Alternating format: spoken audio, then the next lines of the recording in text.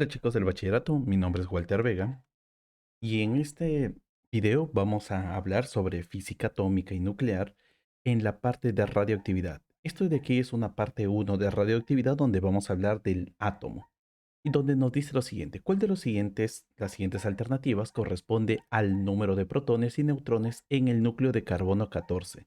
Para poder resolver este problema, y sé que lo vas a hacer, vamos a recordar un poco de la teoría.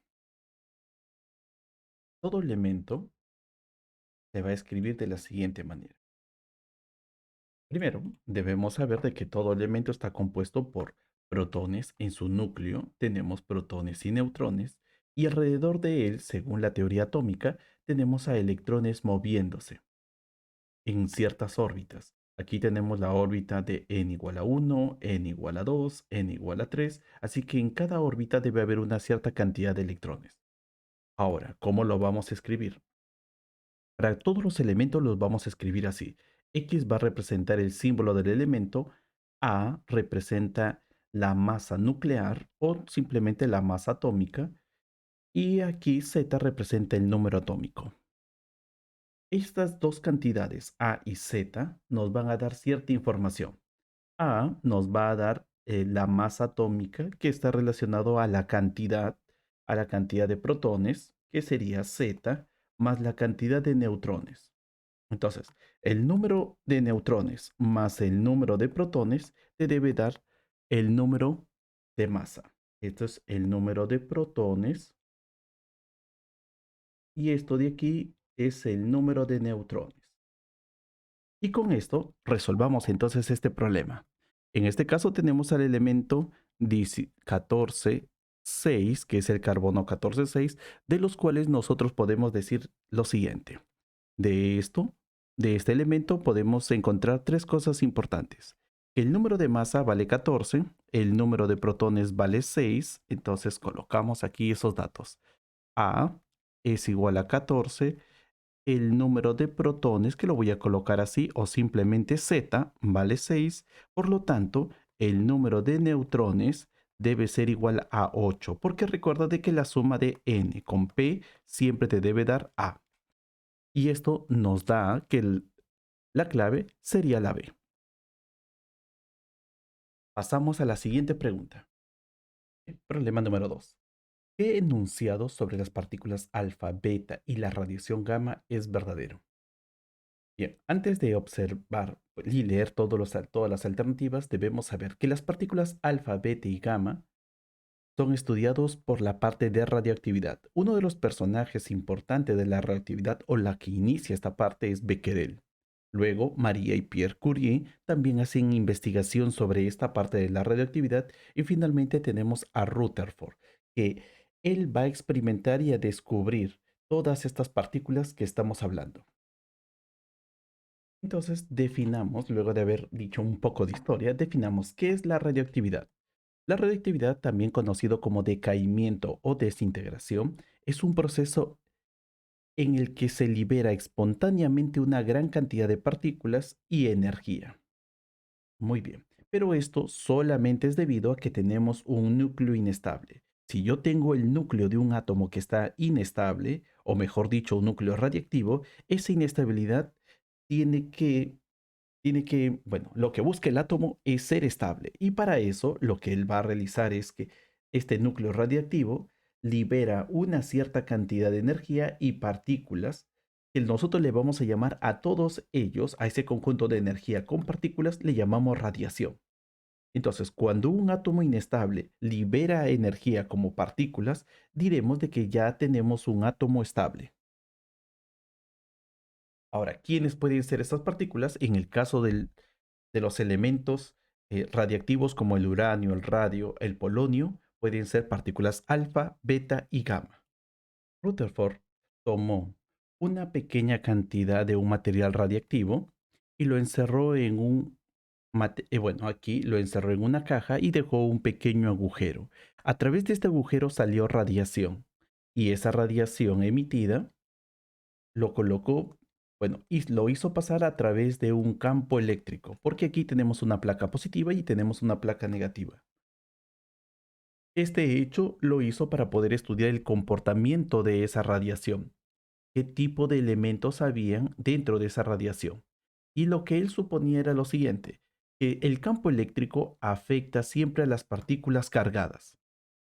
Entonces, cuando la radiación pasó a través del campo eléctrico, lo que se pudo observar es que parte de esa radiación sufrió una deflexión, cambió de dirección y a este cambio, con los estudios ya del campo eléctrico de la época, se conectó a esa radiación como la radiación beta. Otra parte de la radiación no cambió de dirección y se fue de frente, que le llamamos la radiación gamma. Y finalmente, otra parte de esa radiación que ingresó cambió de dirección, que le llamaron radiación alfa. Cada uno de ellos tenía cierta información, y eso era que la radiación beta estaba conformado por electrones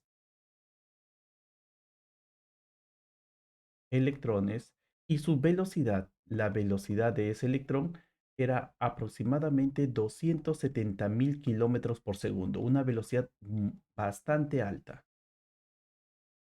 Mientras que la radiación gamma solamente era energía,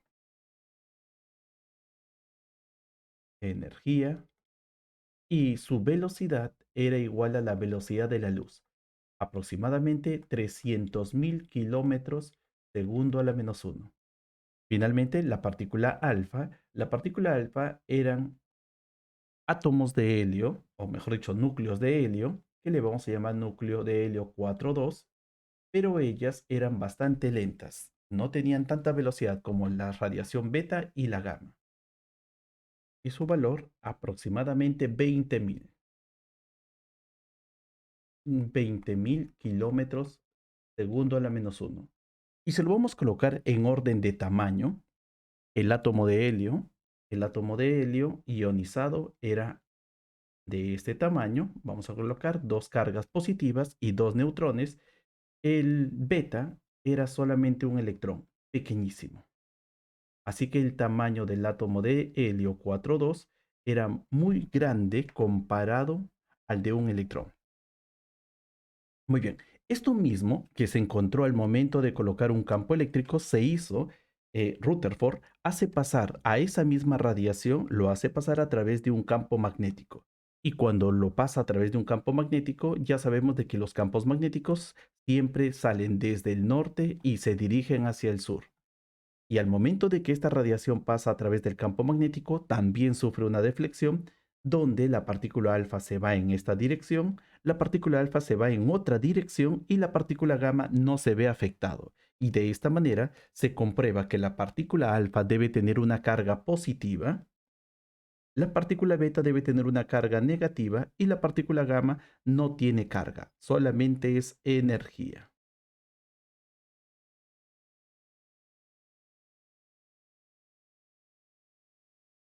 Rápidamente, si vamos a hablar acerca de la ionización, cuando tenemos estas partículas que salen de un átomo radiactivo, vamos a indicar de que estas tres líneas representan a las partículas alfa, partícula beta y partícula gamma. Si nosotros tenemos aquí un centímetro de aire, entonces sabemos de que el aire está formado por átomos, átomos y moléculas que están ahí suspendidos en este espacio.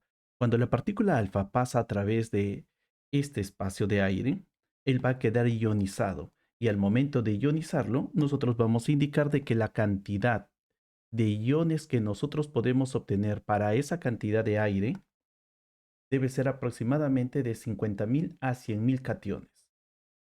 Entonces, esa es la cantidad de ionización que podemos obtener ahí.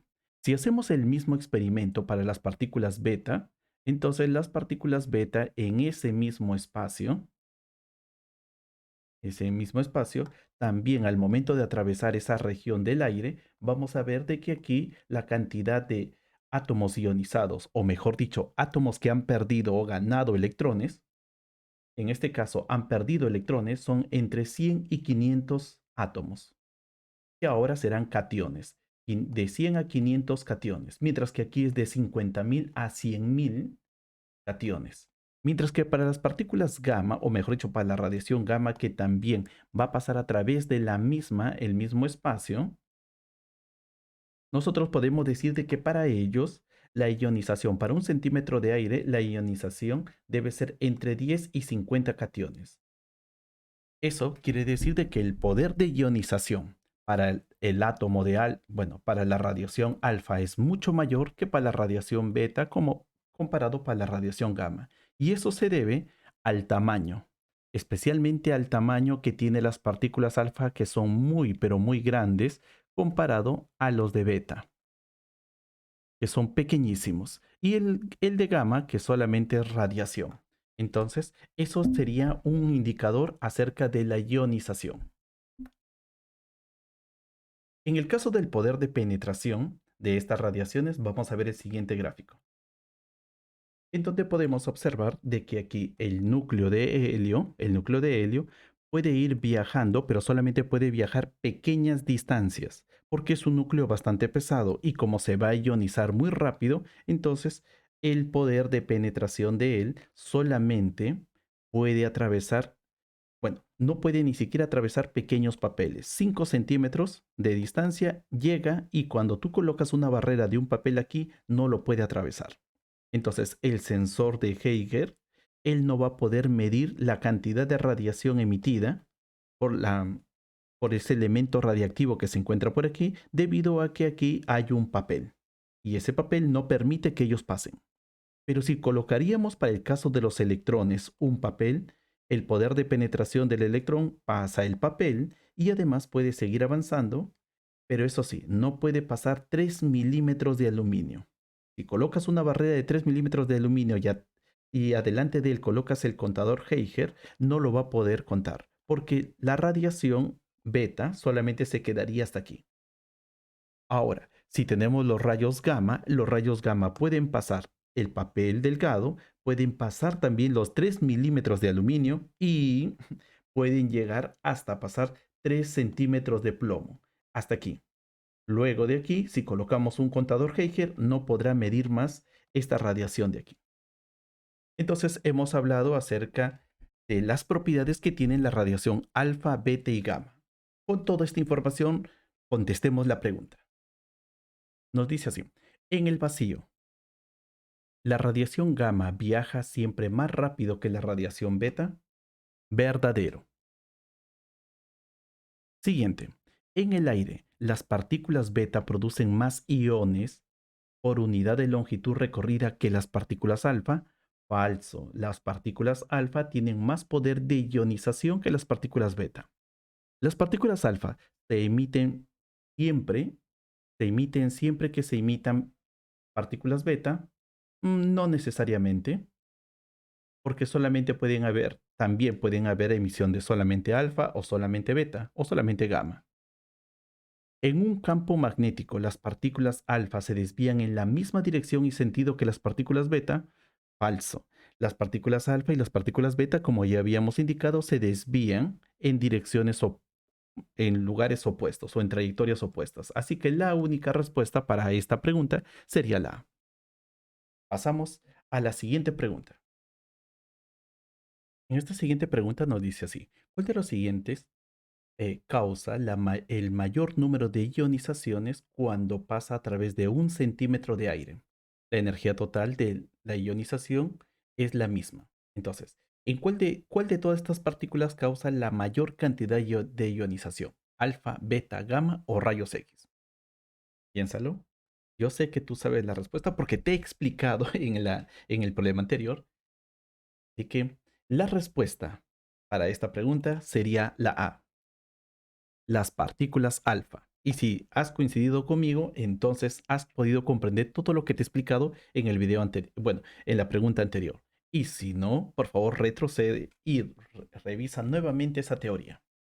Pasamos a la siguiente pregunta.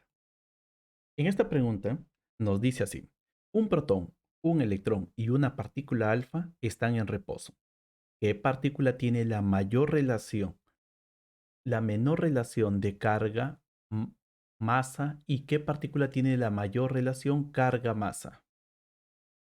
Bien, veamos entonces aquí. Primero vamos a graficar qué es un protón, qué es un electrón y qué es una partícula alfa. Bien, luego de haber dibujado todo esto, ahora veamos relación de carga con masa. Entonces, primero vamos a comenzar con la carga. La carga de un electrón y la carga de un protón son lo mismo. solamente las cargas. Y eso lo vas a encontrar en el cuadernillo, donde te va a decir que la carga de un electrón vale 1.6 por 10 a la menos 19 y la carga solamente en valor debe también tener lo mismo. Eso quiere decir de que si nosotros tenemos una partícula alfa, aquí la carga será negativa, aquí será la carga positiva y una partícula alfa está compuesta por dos cargas positivas y dos cargas neutras. Entonces la carga total de la partícula alfa debe ser dos veces la carga positiva. Ahora, en cuanto a la masa debemos saber de que también el cuadernillo nos habla acerca de la masa del electrón y la masa del protón y hay una relación que no debes olvidar, que si la masa del electrón vale m, por cada electrón que nosotros tenemos le llamamos m, la masa del protón es aproximadamente 2000 veces Sm, mientras que la masa del protón y la masa del neutrón son aproximadamente igual. Entonces, esto sería 2000 veces la masa de un electrón, más 2000, más 2000, más 2000. Todo esto nos sale 8000. 8000 veces la masa del un electrón. Y ahora, la relación. Si dividimos, él sería Q entre M. Él sería Q entre 2000M. Y él sería aproximadamente, vamos a indicar aquí, lo vamos a reducir, sería igual a Q, pero sobre 4000M. Eso quiere decir de que la menor relación de carga con masa lo tiene la partícula alfa, porque está dividido Q entre M dividido entre 4000. Esa es la menor relación, la partícula alfa. Y naturalmente la mayor relación sería él porque solamente él es 1. Q entre m dividido entre 1.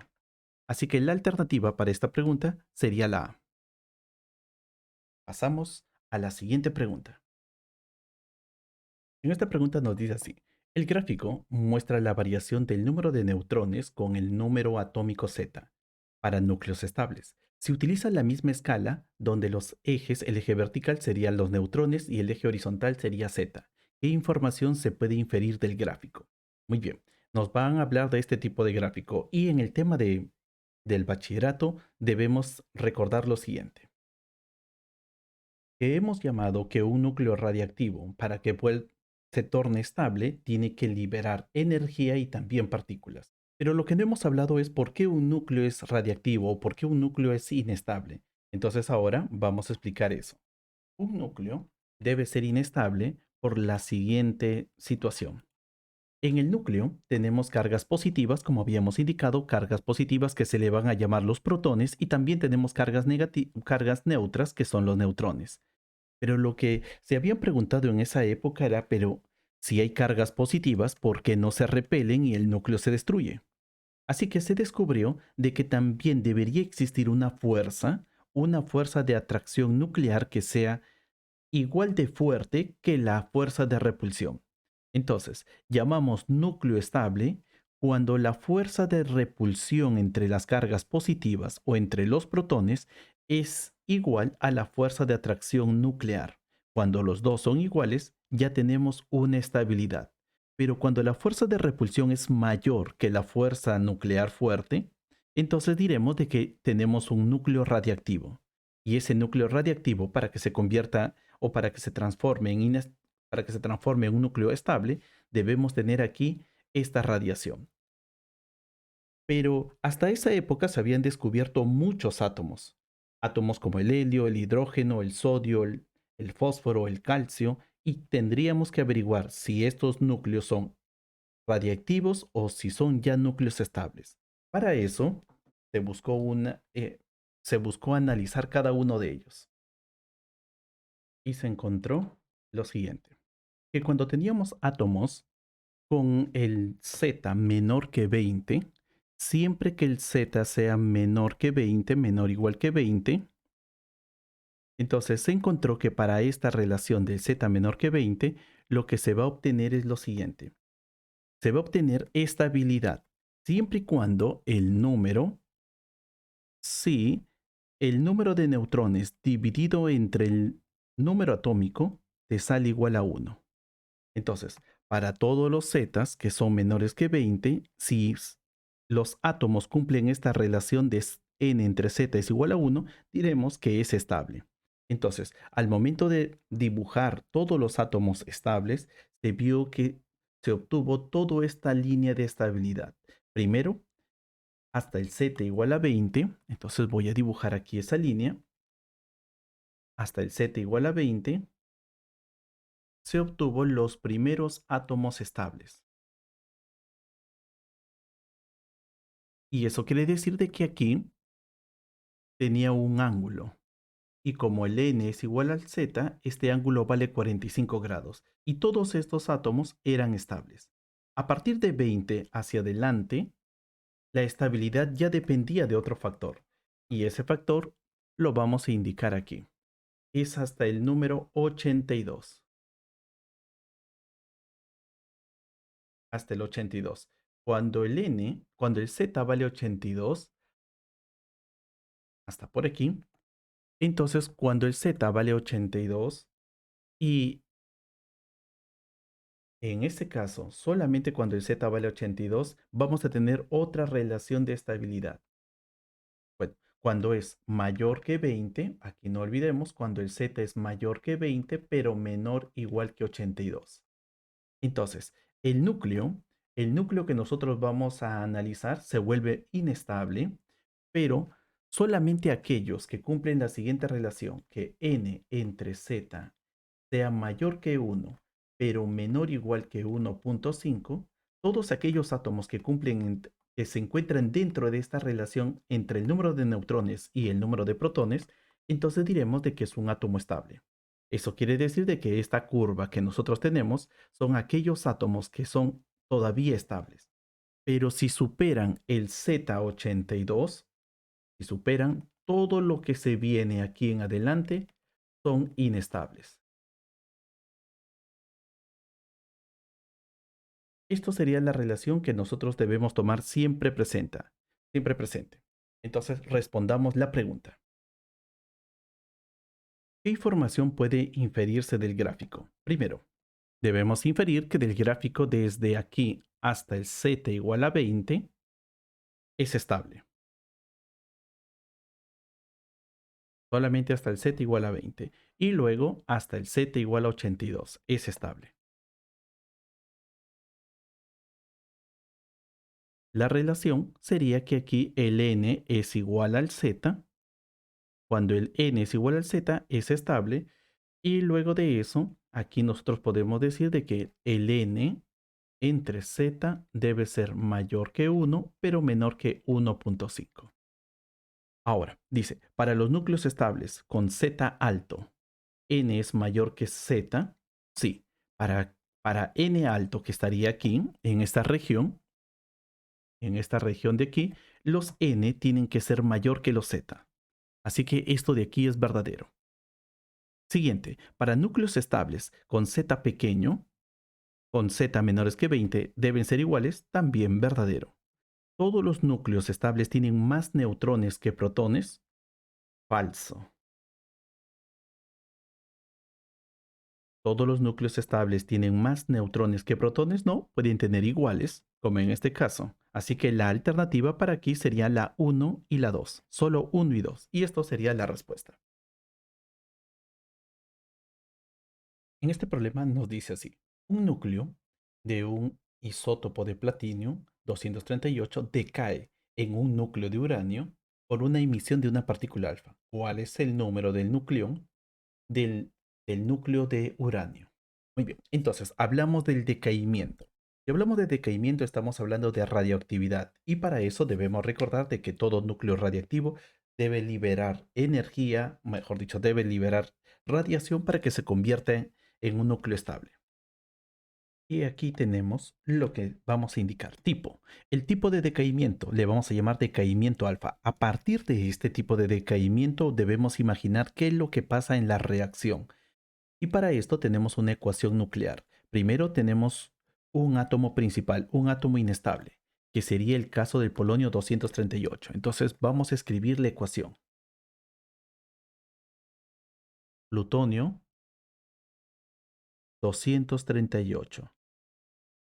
Y nos dice de que esta línea roja nos dice de que debe producirse un decaimiento. Y en ese decaimiento tenemos aquí lo siguiente. Tenemos un nuevo átomo que le podemos llamar Y. Voy a cambiarle el orden. Solamente voy a cambiarle el orden aquí, donde aquí vamos a llamarle A-4 y aquí Z-2 más la partícula alfa, que sería el helio 4,2.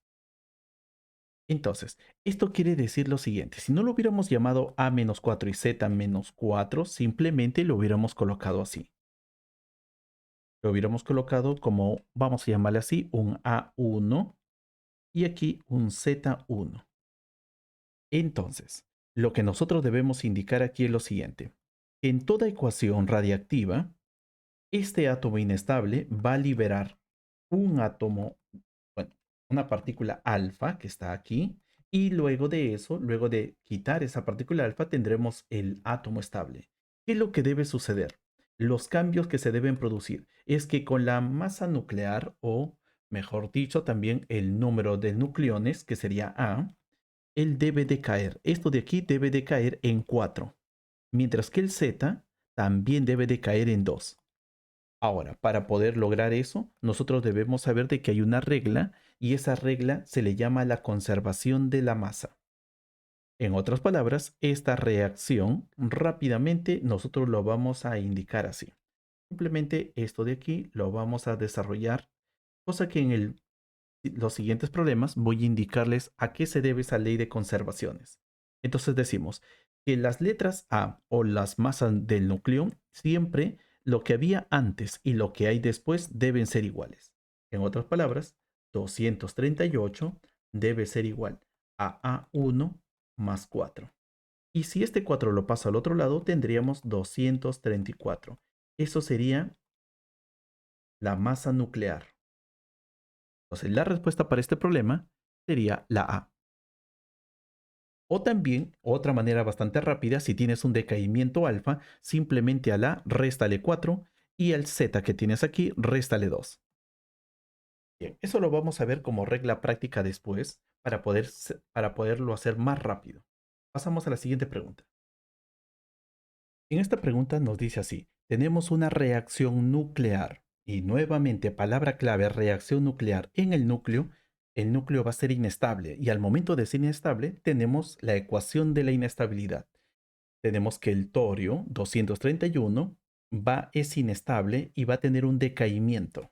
Ese decaimiento, conforme lo observas, va a producir, este es el núcleo padre, produce un núcleo hijo, que sería él, más el decaimiento, beta negativo.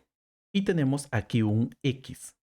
Entonces nos dicen la partícula X. ¿Quién es?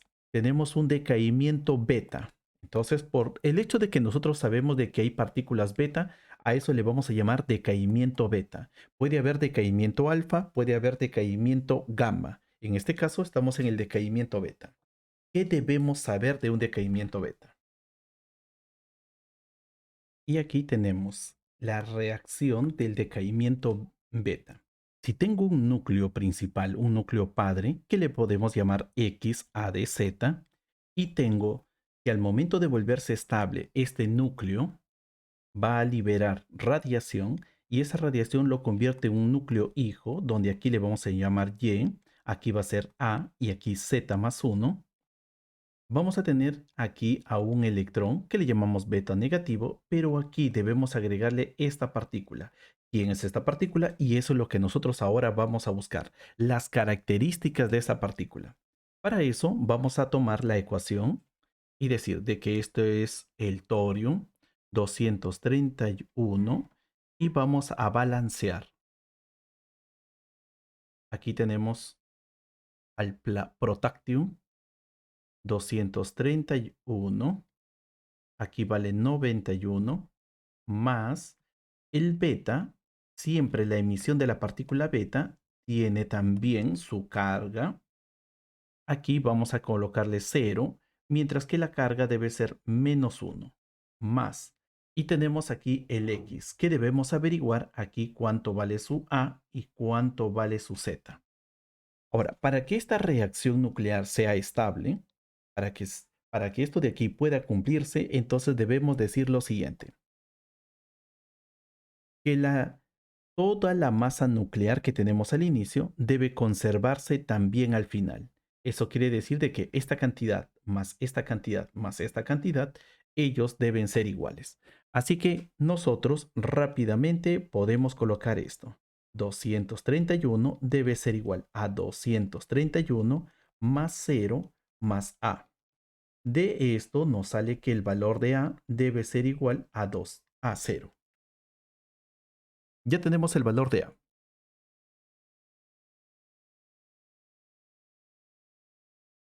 Seguidamente, vamos a hacer lo mismo, pero con la parte del z. El z también debe cumplir la misma relación. Que todos los valores que tenemos al inicio, en el caso del z, este valor de 90 debe ser igual también después de la reacción nuclear. La suma de estos tres también debe ser 90. Así que, haciendo la misma ecuación, decimos esto vale 90 es igual a 91 más menos 1 más el z. De esto encontramos que el z es igual a 0. Muy bien, ahora sí. Ya tenemos el valor de A, tenemos el valor de Z, pero ¿qué partícula puede cumplir esta condición? Z0 a 0. Entonces, la única partícula que va a cumplir de forma experimental, más que todo esto se descubrió de forma experimental, es que la partícula que va a cumplir él se le va a llamar el antineutrino. Esa es la partícula que cumple estas dos condiciones, donde la A y el Z deben ser cero. No tiene carga, no tiene masa, o mejor dicho, su masa es muy pequeño, pero le vamos a llamar el antineutrino. Por favor, no se olviden que esto fue hallado experimentalmente. Antineutrino. Y la alternativa, entonces, para este caso, sería la B. Ahora sí, pasemos a la siguiente pregunta. En el siguiente problema nos dice así: cuando una partícula alfa colisiona con un núcleo de nitrógeno, E14-7 puede producirse un núcleo X junto con un protón. ¿Cuál será X? Para responder a esta pregunta, y aquí ya no tenemos un decaimiento ni alfa, ni beta, ni gamma, sino tenemos una transmutación. Y esto fue estudiado por Rutherford aproximadamente en los años de 1919, donde él menciona lo siguiente, que un elemento, al momento de bombardearlo con otro elemento como un protón, neutrón, partículas alfa, partículas beta, al momento de que este elemento lo bombardeamos con otras partículas, vamos a obtener otro elemento, un nuevo elemento, más otras partículas. Entonces, esta podemos reemplazarlo de la siguiente manera. Podemos hacer una ecuación donde la transmutación nos dice de que si tú tienes un elemento, al momento de bombardearlo, puedes obtener otros nuevos elementos. Entonces, la ecuación sería así. Tendríamos aquí al nitrógeno 14,7. A esto lo vamos a bombardear con el helio, con átomos de helio 4,2. Y vamos a obtener como resultado partículas. Vamos a encontrar como resultado aquí un núcleo que le vamos a llamar A1 y aquí Z1. Entonces, eso es lo que nos está indicando, que si nosotros colisionamos a él con una partícula alfa, debemos tener un nuevo núcleo que aquí vale A1 y Z1. Entonces, ¿cuál debe ser esta partícula X? Para poder entender eso, entonces lo primero que vamos a hacer es balancear a esta ecuación. Bien, y ya que tenemos la ecuación donde tendríamos esta primera parte y esta que sería el resultado. Y me había olvidado colocar el protón, así que aquí se encuentra. El protón tiene una masa de un A de 1 y un Z de 1. Entonces, ¿qué debe cumplirse en toda ecuación radiactiva? En toda ecuación radiactiva debe cumplirse el siguiente balance, que debe cumplirse la ley de conservación de la masa. Y para eso se dice así, que la suma de todas las A de los reactantes, que serían ellos, estos dos primeros son los reactantes, debe ser igual a la suma de todos los A de los productos. Entonces, en toda reacción nuclear debe cumplirse lo que estamos indicando. Y ahora, si debe cumplirse lo que estamos indicando aquí, entonces debemos decir de que aquí los reactantes sería 14 más 4. Estos serían los valores de A, 14 y 4, y a esto debe ser igual al de los productos, que sería A1 más 1. Y de esta manera, por este lado tenemos 18, este 1 pasa a restar y nos sale que A1 debe ser igual a 17. Ahora vayamos con el caso del Z1. Para encontrar el caso del Z1 también debe cumplirse la ley de la conservación de la carga, pero en la carga nuclear. Entonces decimos que los reactantes, aquí 7 más 2, sería el caso de los Z de los reactantes, debe ser igual a Z1 más 1. Pasamos a restar, aquí sería 9, le pasamos a restar este 1 y nos sale que Z1 vale 8. Y con eso ya nosotros tenemos que el elemento X, podemos decir de que el elemento X tiene en A 17 y en Z 8. Y la respuesta para esta pregunta sería la B. La transmutación entonces del nitrógeno nos va a salir el oxígeno 17,8. Muy bien, pasamos entonces al siguiente problema. Siguiente pregunta. El bismuto 210 es un isótopo radiactivo, entonces ya tenemos un isótopo radiactivo, no vamos a hacer ninguna transmutación aquí porque él ya es radiactivo y se va a desintegrar de la siguiente manera. Bismuto 210, 83 y va a decae con un beta menos y sale un átomo llamado X y luego decae con una partícula alfa y sale un elemento llamado Y. ¿Cuál es el número de nucleones y el número de protones de Y? Entonces, vamos a ver cómo desarrollamos este problema. Para resolver este problema vamos a utilizar el siguiente esquema, un esquema simplificado donde vamos a considerar de que el bismuto lo vamos a tener aquí, bismuto 210,83, lo voy a escribir así, 210,83. Esto es nuestro átomo radiactivo, pero él tiene que decaer en un átomo menos, bueno, puede ser también radiactivo o puede ser estable, pero lo que nos dicen es que cuando él tiene un decaimiento beta, es decir, de aquí, va a tener que decaer hasta aquí, ha tenido que liberar un, un electrón. Entonces decimos, este decaimiento le llamamos beta. O también podemos decir de que esta partícula es un electrón donde el A vale 0 y aquí el Z vale menos 1. Para descubrir quién es este nuevo elemento radiactivo, porque sigue siendo radiactivo, va a tener un nuevo decaimiento, debemos hacer lo siguiente. A este valor de 210, cuando sufre un decaimiento, le debemos restar esto. 210 menos el 0, que sería el valor del Z, esto es el valor del A, eso sería 210. No cambiaría su valor de A. En ese decaimiento beta, el 83, que es el otro número representativo a la carga nuclear, entonces él lo debemos restar, para el decaimiento lo debemos restar con menos 1. 83 menos menos 1. Eso nos debe de salir 84. No se olviden eso, siempre vamos a restar al 83, le restamos el valor de esta carga, que sería menos 1. Ahora, tenemos aquí todavía el átomo inestable, que es el valor de X, y nos dicen de que hay una emisión de un decaimiento alfa. Entonces, a partir de aquí, todavía tenemos otro decaimiento. Y ese decaimiento va a ser una partícula alfa.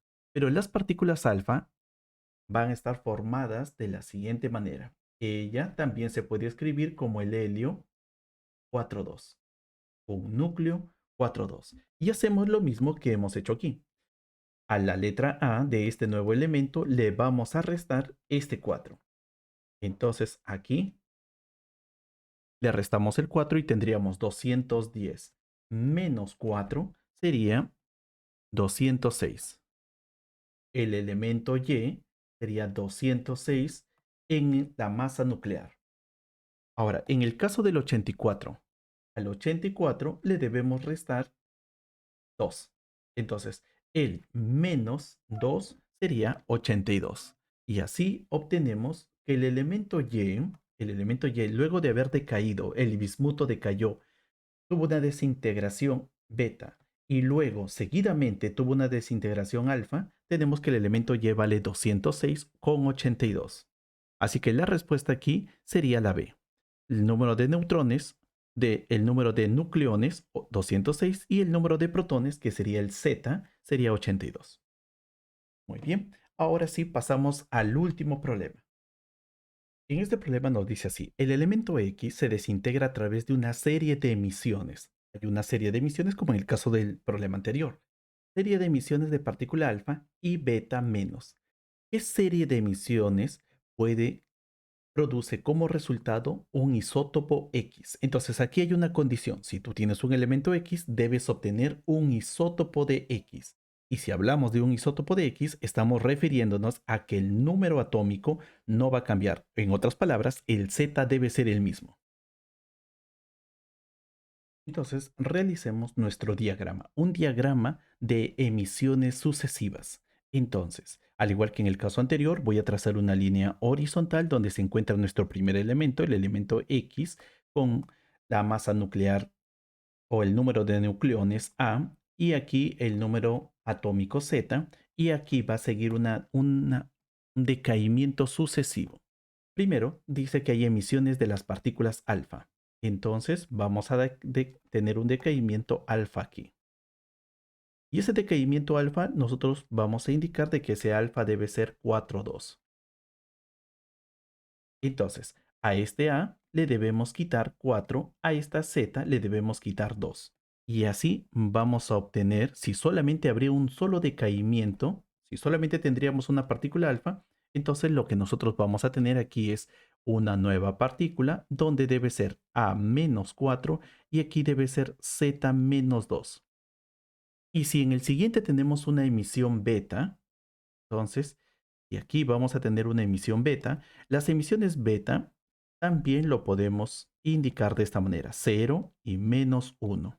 Así que el resultado del último elemento debe ser debe ser, vamos a llamarle Z aquí, y debemos decir de que a este A menos 4 le debemos restar este 0.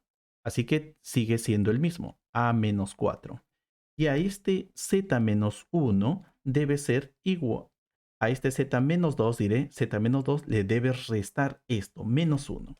Así que veamos, Z menos 2 le resto menos 1. Entonces esto nos va a salir, esto nos sale 1 más 1. Y aquí tenemos Z menos 2 más 1, nos sale Z menos 1. Así que aquí tendríamos Z menos 1. Bueno, entonces para no confundirnos con el elemento que tenemos aquí, podemos cambiar a este elemento por una letra que le podemos llamar E, el elemento E. Y aquí tenemos en consideración que hay una condición. La condición es simple. La condición es que el elemento E debe ser isótopo del elemento X. Y para que cumpla eso, este Z-1 y él deben ser iguales. Y a ver, veamos aquí.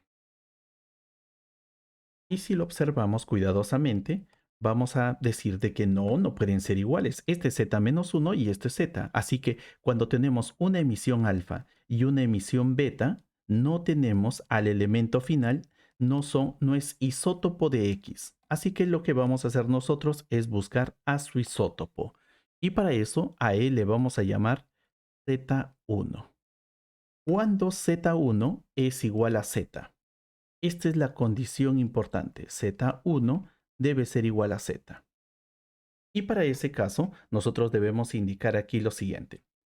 El Z1 siempre debe ser igual a Z menos 2, Z menos 2 menos N. Así que aquí debemos considerar lo siguiente. Si tenemos solamente esto sería Z menos 2 multiplicado, diré Z menos 2 más el número de decaimientos beta multiplicado por menos 1. Y no, aquí debe ser más, no. Debe ser menos, disculpen ahí. Este Z1, este Z menos 2 le debes restar la cantidad de decaimientos beta y te debe salir el Z1. Entonces, ahora sí. Y esto es igual a Z. Y veamos aquí, si nosotros tenemos una ecuación, menos por menos sería más, y esto es igual a Z. Y aquí vas a ver de que tienes un conjunto de valores.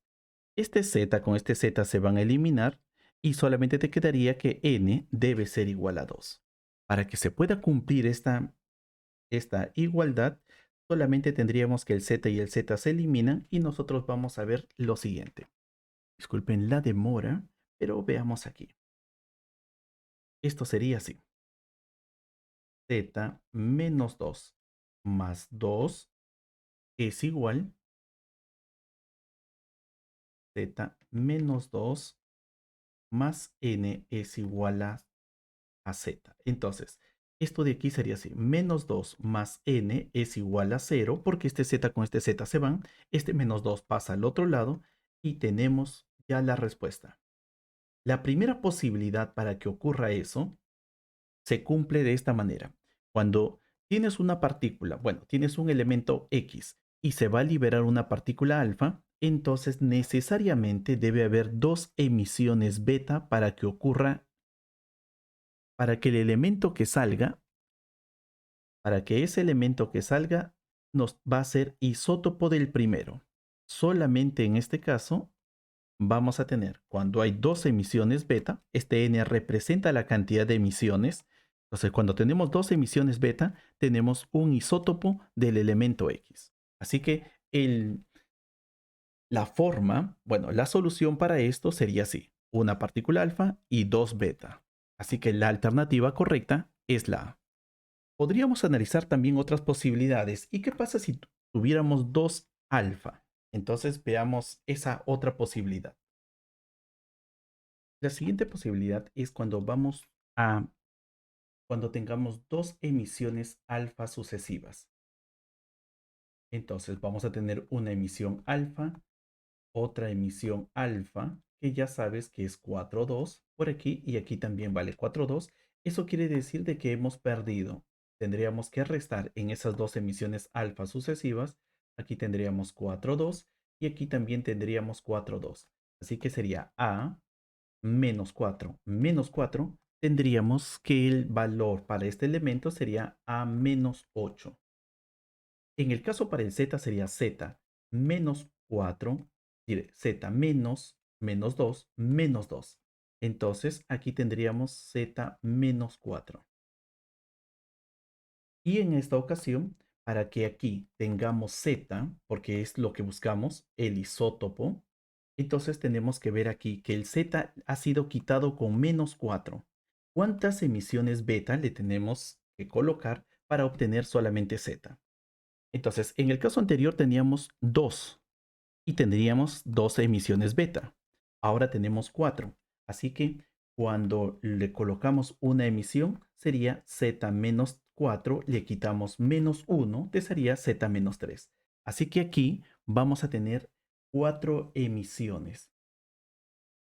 Con 4 emisiones beta, al momento de quitarle al Z-4 le quito menos el primer beta, menos el segundo beta, menos el tercero, menos el cuarto, te sale el Z.